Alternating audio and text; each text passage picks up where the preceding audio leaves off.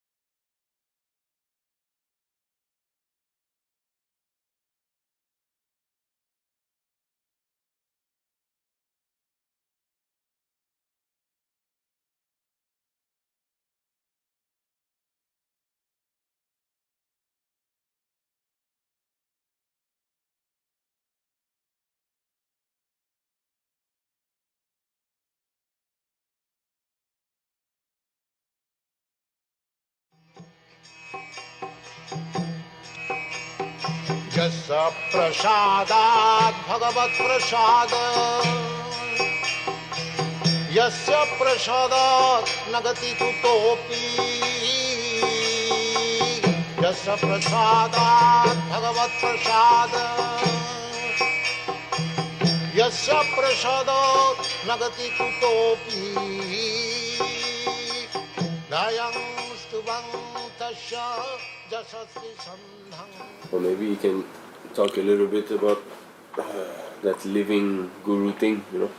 They say you need to approach 434, you need to approach a spiritual master. So how to approach him if he's not physically there? How do I get guided in my spiritual life? You know, it seems to make sense that you have to approach someone to guide you step by step. Spiritual life is basically approaching a spiritual master for knowledge. A spiritual master is not the body, it's actually the knowledge, you know. The Vani, as Prabhupada said, is more important than Vapu. When you feel separation from your spiritual master, you just try to remember his words of instruction. He will not feel separation. He will feel that he is with you. So we should associate by the vibration,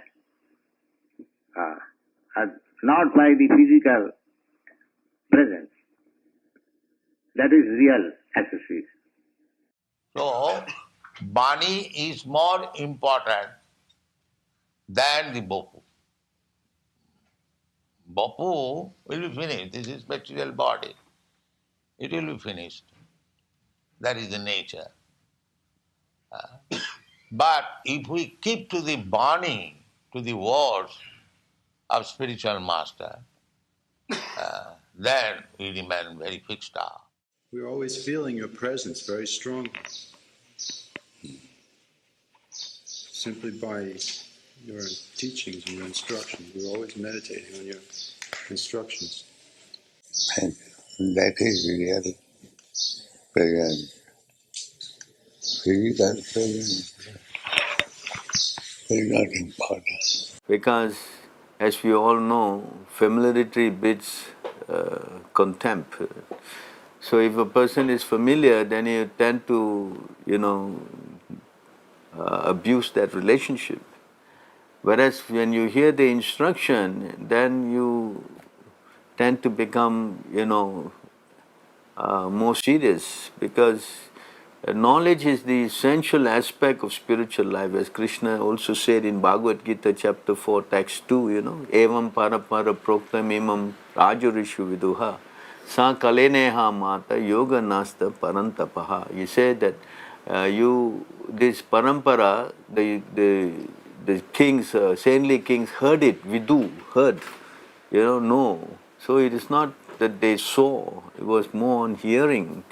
And then Yoga Nasta, Krishna says, the body, this science has been lost. He didn't say the body has been lost. He didn't use the word Sarira Nasta. See? So therefore, also in the Bhagavatam 2:9, there's no difference between the Lord and the sound, vibration coming from Him, even though He is not personally present. The best way to understand is to accept such divine instruction, and Brahma, the prime spiritual master of everyone, is the living example of this process of receiving transcendental knowledge. The potency of the transcendental sound is never minimized because the vibrator is apparently absent. See this point. So the Vani principle is stressed in all our Vedic literatures. It is said, Srotravya. He says you hear, and our Shastra are called Shruti, to be heard. It's never to be seen. The seeing thing is never emphasized at all. And anyway, we're looking at the context, only Srila Prabhupada is giving the message. And everyone is becoming devotees by reading his books. That means reading books means hearing him. They are not seeing Prabhupada. And how is that by not seeing Prabhupada they are becoming devotees? This is excellent proof that how the Vani principle is so potent.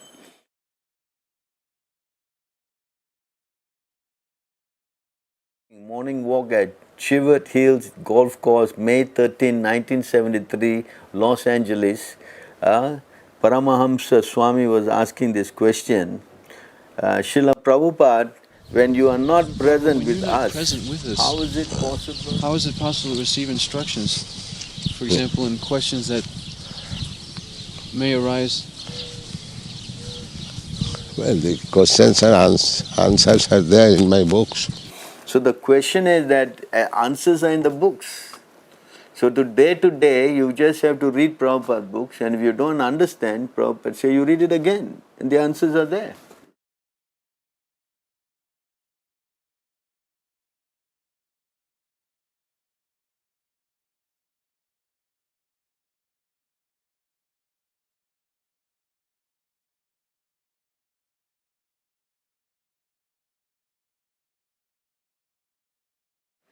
So where's the question of having no directions? And plus Krishna also said in the Bhagavad Gita, in the Bhagavatam there's a verse, in the 11:29:6 of the Bhagavatam, O my Lord, transcendental poets and and experts in spiritual science could not fully express their in-depthness to you, even if they are endowed with the prolonged life of Brahma. For you appear in two features, externally as the Acharya, internally as a super soul, to deliver the embodied living being by directing him how to come to you. So where's the question of having no guidance? I shall remain your personal guidance, physically present or not, as I am getting personal guidance from my Guru. Even the Guru is not physically present. If you follow the Bani, then you are getting help.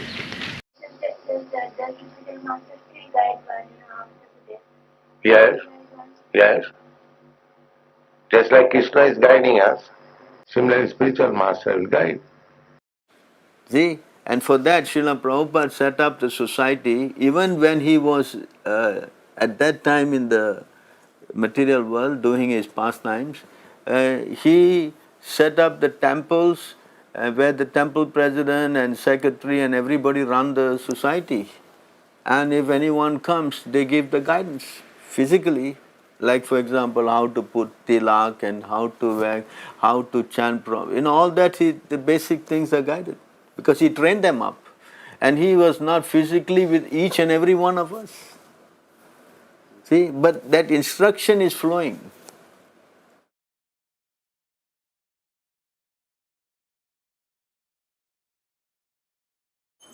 How is he throwing away when you say that he has introduced a system whereby he is still giving you the transcendental knowledge? Even let's say that you talk about the present Guru system, they are telling you that we are only bringing you to Prabhupada. And they are advising you to read Prabhupada books. So knowledge is coming from who? From Prabhupada. So if you say we are throwing a system, then we should do away with Prabhupada totally. We have not.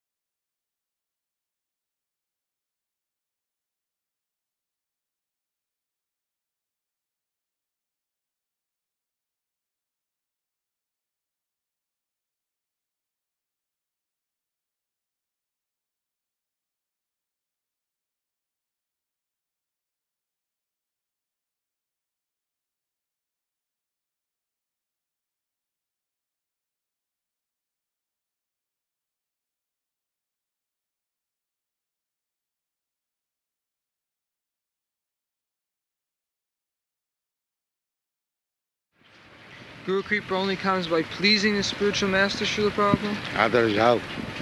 Excuse me? Otherwise how it can come? So those disciples who don't have opportunity to see you or speak with you. That he has speaking. Bani and Bopu. Even if you don't see his body, you take his word.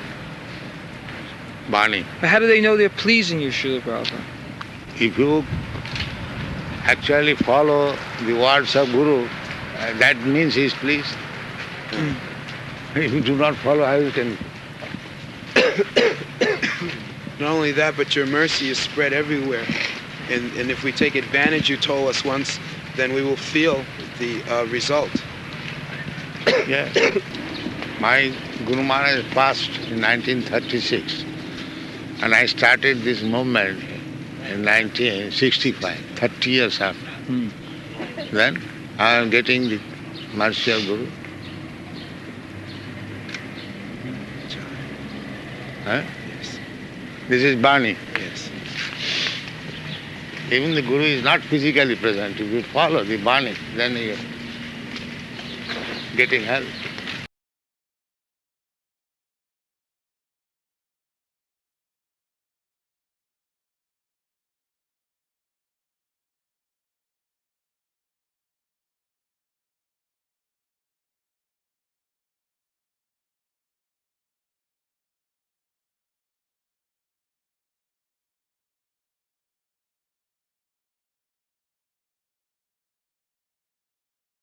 So we are interested in getting transcendental knowledge, and that is coming from Prabhupada. That everybody cannot deny that. So when you get knowledge, only then your heart can become purified. Transcendental knowledge we are talking about, not mundane knowledge. That's why Krishna also stressed in Bhagavad Gita 4:34, Tad vidi parnipatena pariprasne sevaya upadeshanti te jnanam jnanina tattvadarshina. He is talking about the self-realized soul imparting you knowledge. That means you are going to a person, approaching him for knowledge. But today's the system of communication is that Prabhupada's speeches are recorded.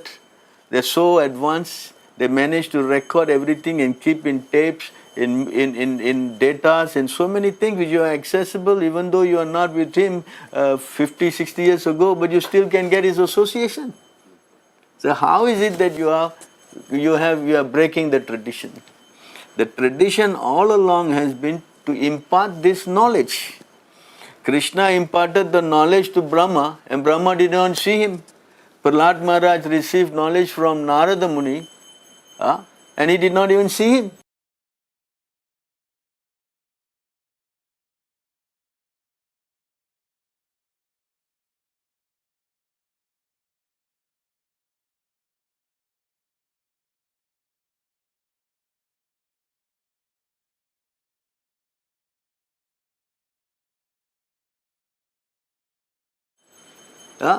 So it is not the question of some physical, personality that you must approach for knowledge. That is not supported in the Vedic scriptures. Vedic scriptures support that you hear. How you hear, that's another thing. But you must hear from a pure devotee, a tattvadarshi. And a tattvadarshi is qualified in the Bhagavad Gita in 6:39 as someone who sees Krishna everywhere. If someone is seeing Krishna, then he is never lost. Because he is on the transcendental consciousness, he is talking to Krishna, therefore he is giving you Krishna's direct message.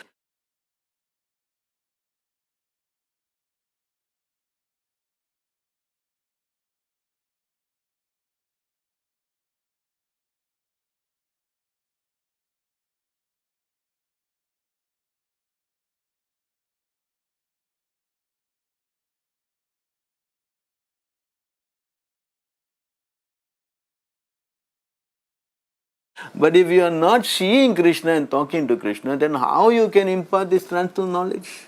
That is bogus. The Vedic system is talking about imparting transcendental knowledge. You understand? Divya Gyan. The word is used Divya. Divya doesn't mean mundane stuff. Divya means what? Transcendental. Correct? And that's why Sukracharya is been rejected.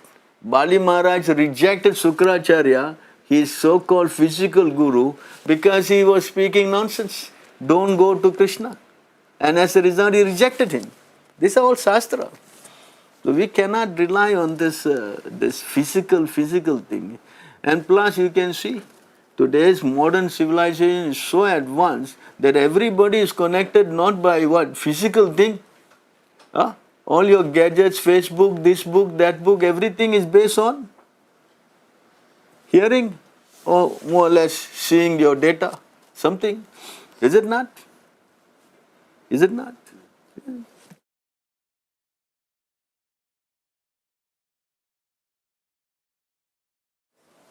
As already stated, Brahma is the original spiritual master for the universe, and since he was initiated by Lord himself, the message of Srimad Bhagavatam is coming down by disciplic succession. And in order to receive the real message of the Srimad Bhagavatam, one should approach the current link of spiritual master in the chain of disciplic succession. So you have to go to the current link. Suppose I have heard something from my spiritual master, so I speak to you the same thing. So this is parampara system. You cannot imagine what my spiritual master said. Or even if you read some books, you cannot understand unless you understand it from me. This is called parampara system. You cannot jump over to the superior guru, neglecting the next Acharya, immediate next Acharya. You cannot jump the link, that's not possible. And for that example, if we were to read Bhaktisiddhanta's books, we won't be able to understand. This is clear example of how we cannot jump the link, because the knowledge must be coming. So if you can receive the knowledge, that means you are properly connected. Although you may read Rupa Goswami's Ujjwala, Nilamani and all that, but you can't understand this.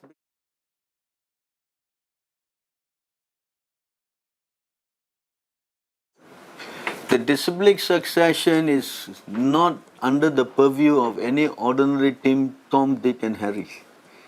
The spiritual disciplic succession is under the control of the Lord. He decides when to revive, when to close it down. That is up to Him. You understand? We are conditioned souls. That's why He says in the Bhagavad Gita, Dharma samstapanartaya. To re-establish this disciplic chain, I appear. So it is not our business, it's Krishna's business. He is more interested in taking up the disciplic succession than you and me who are running to the factory and office day and night, and we are now worrying about disciplic succession. Please, I think it's very irrelevant. Right now we should try to learn how to save ourselves and not worry about 10,000 years from now. What is that? That is not within our jurisdiction anyway. Right now we are here present that we got Prabhupada. Now why we want to waste our time in trying to see where, to speak of unnecessary, irrelevant inquiries rather than to worry about ourselves to get out first. Is it not practical?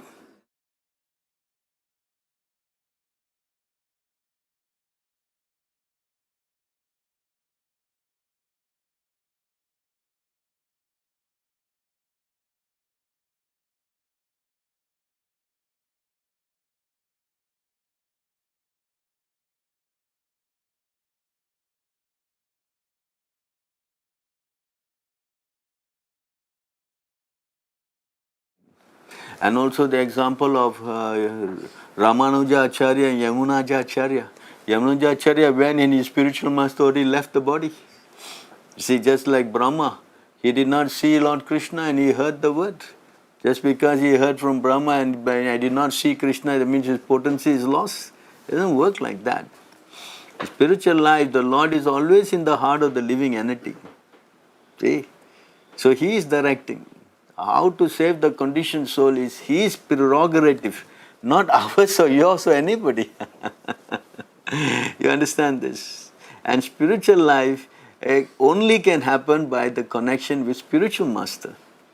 See? And spiritual master not necessarily must be physically present. He has to give you that sound vibration. So many of you have not seen Prabhupada. A clear example, and you read his books, and your life has changed. Your life has not changed because you met some other devotees in the line. This is not a fact. His books are the one that changing people's life. So how is it not practical? It's very practical. 50 years down the line, most of you have not even seen Prabhupada. For even my case, I have not even seen him when I was joining up at that time. It doesn't mean that I'm pretty much bogus because I didn't associate with him. No. This is not a very valid statement. In this verse 10:231, he very nicely explained this point. O Lord, you who resemble the shining sun, you are always ready to fulfill the desire of your devotee, and therefore you are known as a desire tree, Vancha Kalpataru. When acharyas complete take shelter under your lotus feet in order to cross the fierce ocean of Nisain, they leave behind on earth the method by which they cross. And because you are very merciful to your other devotees, you accept this method to help them. This is a very important point. So Prabhupada is leaving us a system to help us.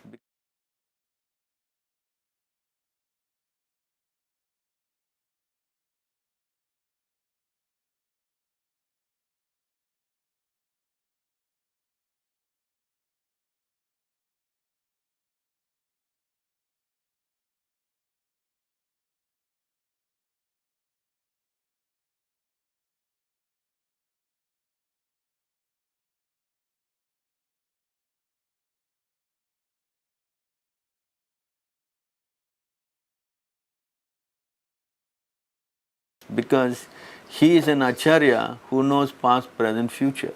So he knows very well how degraded the society is going to become. Many more conditioned souls who are more and more, having a lot of demonic qualities are going to take birth. So knowing these conditions, to keep that spiritual flow, the spiritual message flowing, Prabhupada had introduced this system. As you can see nowadays, let's say even 50 years ago, the guru falling down is unheard of.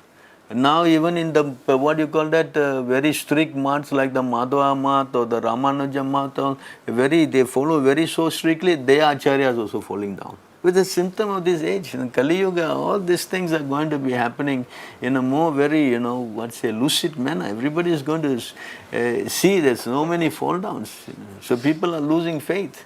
So to keep that spiritual integrity, safe and solid, Prabhupada has introduced this system. Just like in this verse, the purport he says about the 16 rounds. In the purport of this verse he says, the Acharya's duty is therefore to find the means by which devotees may render service according to reference from Shastra. Rupa Goswami, for example, in order to help subsequent devotees published such devotional books as Bhakti Rasa Sindhu. This is the duty of the Acharya to publish books that will help future candidates take up the method of service and become eligible to return home back to Godhead. By the mercy of the Lord,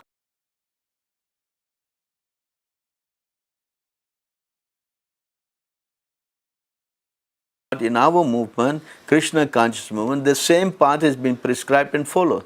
Thus, the devotees have been advised to refrain from 4 sinful activities: illicit sex, intoxication, meat eating, and gambling, and to chant 16 rounds a day. These are bona fide instructions.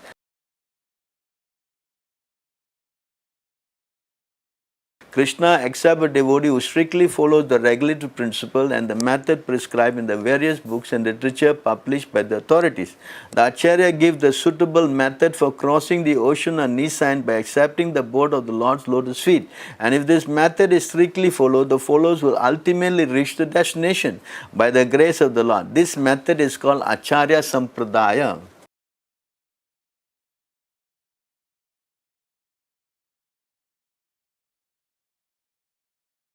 It is therefore said, Sampradaya vinahe mantraste nispalamataha. Padma Puranam. The Acharya Sampradaya is strictly bona fide, therefore one must accept the Acharya Sampradaya, otherwise one's endeavor will be futile. Srila Narottam Das Thakur therefore sing, Tandera Janana Sena Bhakta Sanivas, Janame Janame Hoye Abhilas.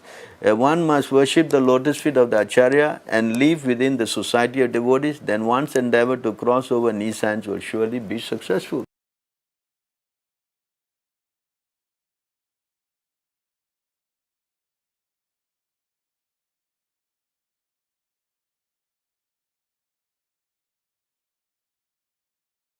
So from here it's clearly evident that if 16 round is fully endorsed by Prabhupada and he is claimed himself as the Acharya of the Sampradaya, who is authorized to make adjustment for the conditioned soul like us, then why the Ritvik system that he has so much given, clearly written in so many ways, and in July 9 letter, the will, everything shows.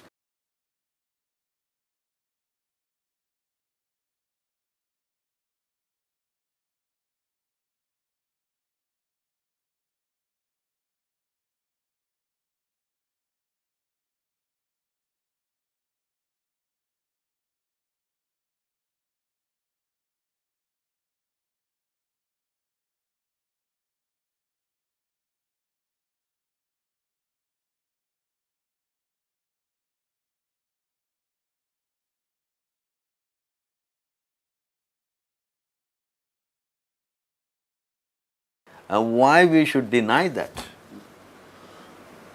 Prabhupada did not transgress from the Vedic system at any point of the time. When he started the movement, you have to remember that he was already almost 70 years old. So his departing from the world was always, it was imminent. It's not a forgotten fact that he is oblivious to the fact he's going to leave his body. He was always knowing that I'm an old man, I will pass away, you all are young, you should carry on the movement. So he had all that ready in the mind. So he started the program by first giving the initiation, giving the name, and giving the, chanting on the beats. Then as he progressed, he asked the president to do the fire sacrifice. And then he delegated that to the president. And then as things progressed more, he delegated the chanting on the beach to the senior man. See? So he kept the giving the name. Yes? And then when he came to the point where he was going to depart, he entrusted to some representative also. So he was an online thing going on from the day one. Although to encourage the disciple, he said, yeah, when you all are qualified, you can initiate. But on qualification, well, who's qualified? We can see the result of that catastrophe of taking this prematurely, so much disasters.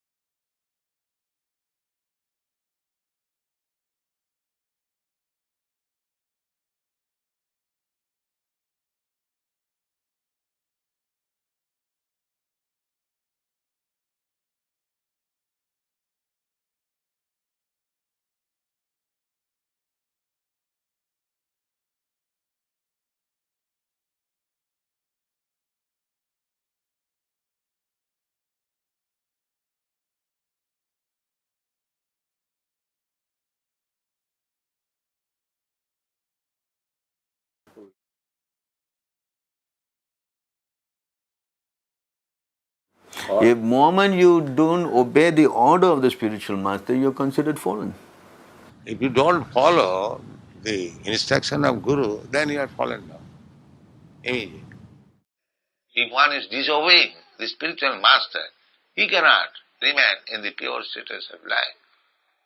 He cannot be Sikha Guru or anything else. He's finished immediately. That's there. When you disobey the order of the spiritual master, you become useless.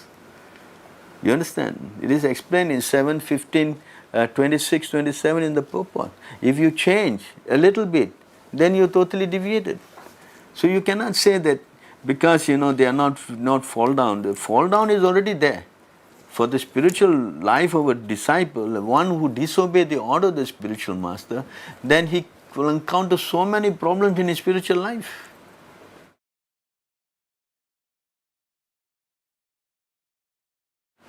Yeah, this has been a very big misleading part on the ISKCON leaders, because they highlight this grand disciple and they play down my order. Prabhupada said, yes, when I order you, you become Guru. When I order him become Guru, he becomes regular Guru. That's all. But where is the order? You don't forget that in the beginning of the conversation, there was a question on how to perform initiation, particularly when you are no longer here with us. And Prabhupada said, yes, I will appoint some of you to act as officiating Acharya. And Ritvik, yes, Ritvik, that was the question in the beginning. So then when they asked about initiating and the disciple and grand disciple, Prabhupada, yes, but when I order you, so he put this order in front. So if he's initially been asked about initiation and he said, this is the system. And then when he speak about grand disciple, he even speak in the more futuristic stand of, I'm ordering you, when is the order? A self-made Guru cannot be Guru. He must be authorized by the bona fide Guru, then he is Guru. A Guru can become Guru when he is ordered by his Guru. That's all. Why this Gauri was fed? They wanted to create artificially somebody else, and everything failed. They did not consider, even with common sense, that if Guru Maharaj wanted to appoint somebody as Acharya, why did he not say? He said so many things. And this point is the real point. There is no order except the July 9 letter, which clearly spell out that you have to follow the Ritvik system when Prabhupada, leaves the planet. There's no other instruction after that.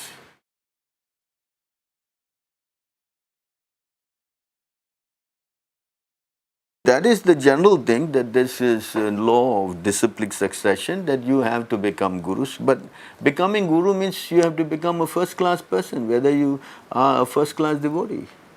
So far designation is concerned, the spiritual master authorizes every one of his disciples. But it is up to the disciple to carry out the order.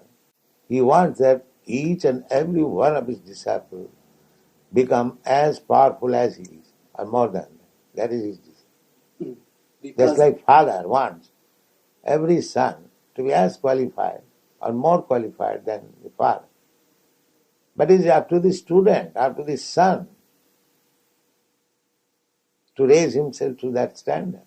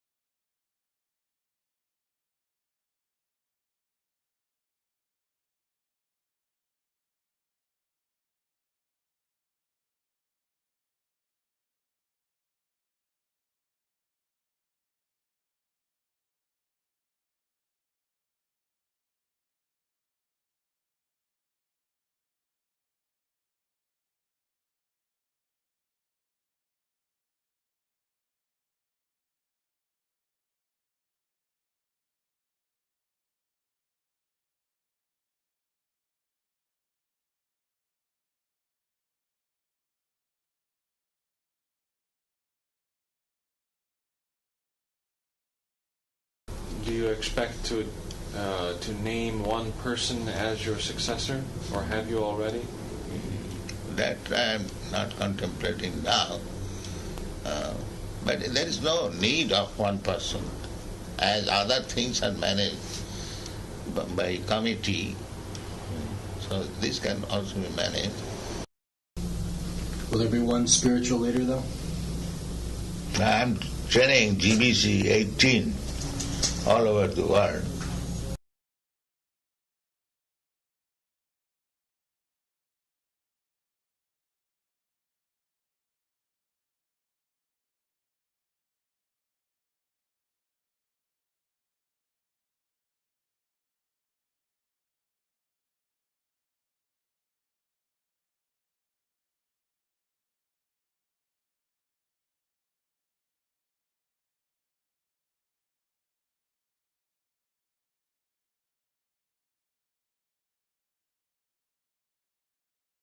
Well, I've studied myself and all of your disciples, and it's clear fact that we're all conditioned souls, so we cannot be glued.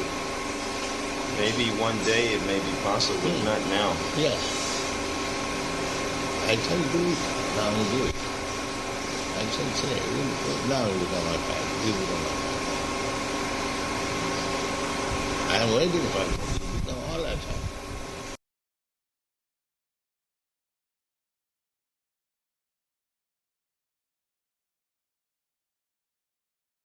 I should recommend some of you to act as officiating acharya. Is that called Ritvik? Ritvik, yeah.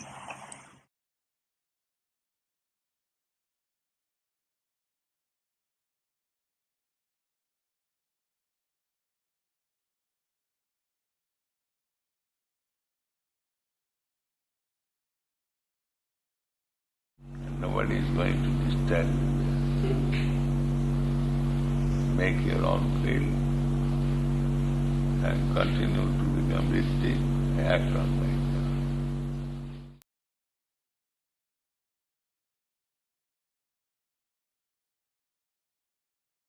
that. If you disobey the order of the spiritual master, then there's no auspicious spiritual advancement for the disciple.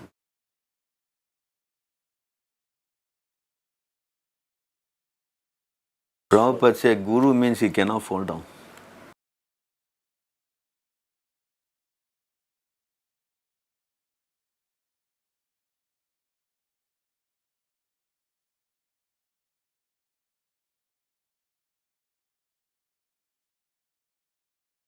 There's no such thing as Kali Yuga and some guru, and this is all speculation. Guru must be beyond the three modes of material nature.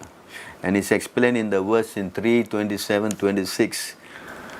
The influence of material nature cannot harm an enlightened soul, even though he engage in material activities, because he knows the truth of the Absolute and his mind is fixed on the Supreme Personality of Godhead.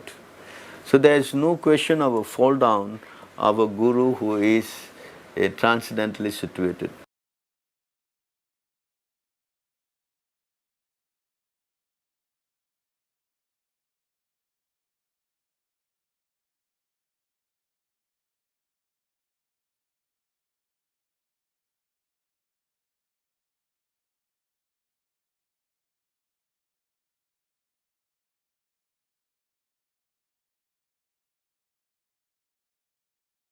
But if you take a third class guru and he falls down, then it's your misfortune. Because it is advised by Prabhupada clearly in the Nectar of Instruction, Mantra 5, that one should take a Uttama Adhikari as a spiritual master. Although he said second class and third class can initiate, but because of their insufficient guidance, you cannot make good advancement. Therefore, you must take a first class devotee as your spiritual master.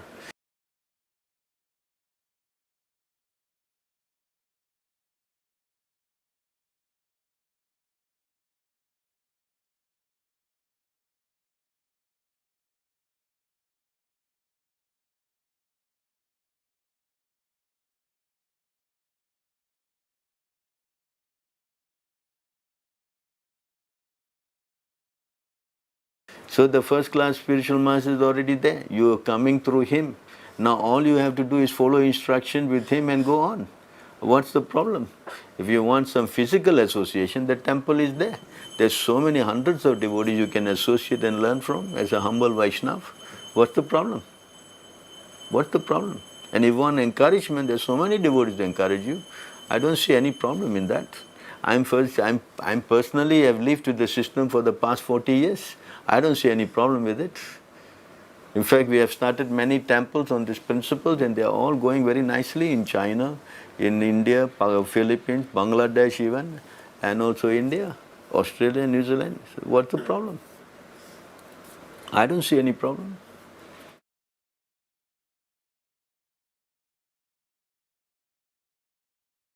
That's okay, we have no objection. But it's not within ISKCON, it's outside. If there is a pure devotee, then nobody is going to stop you, if you can find one. But pure devotees are not searched by you. They're sent by Krishna. This is important.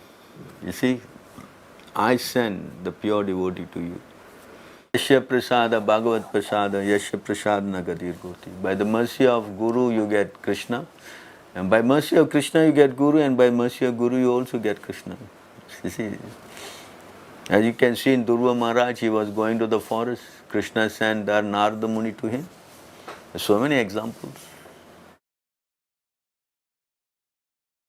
I can read that to you probably.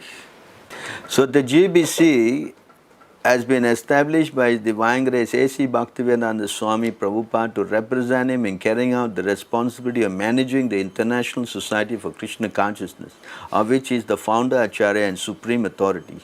The GBC accepts as his life and soul his divine instruction and recognize that it is completely dependent on his mercy in all respects. The GBC has no other function or purpose other than to execute the instruction so kindly given by his divine grace and preserve and spread his teaching to the world in their pure form. Definition of GBC, Resolution number 1, GBC Minute, 1975. Their purpose is to carry out the instruction of Srila Prabhupada. They're not there to change, manufacture, that's not their role. You see, they are to maintain his teaching as their life and soul. Now the GBCs are changing. That is not the instruction given by Prabhupada to them. It's clearly said in this resolution. For example, trying to implement woman gurus, or trying to, do so many things which is not authorized by him. So this changing aspect is not in their jurisdiction.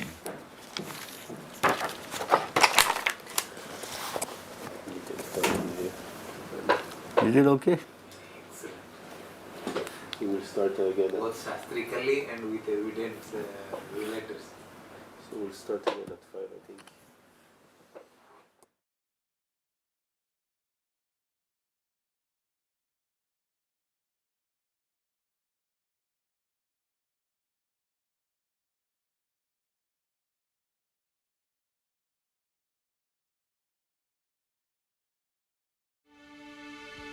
Samsara dava nalalita loka tranaya karunya ganaganatva Samsara dava nalalita loka tranaya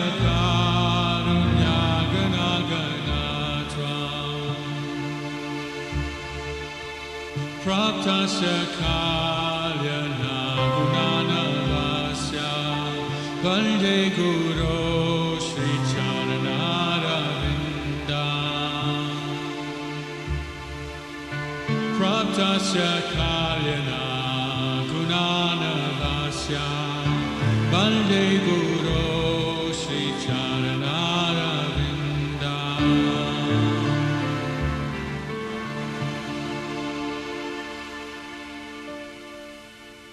Mahaprabhu Kirtana Nitya Gita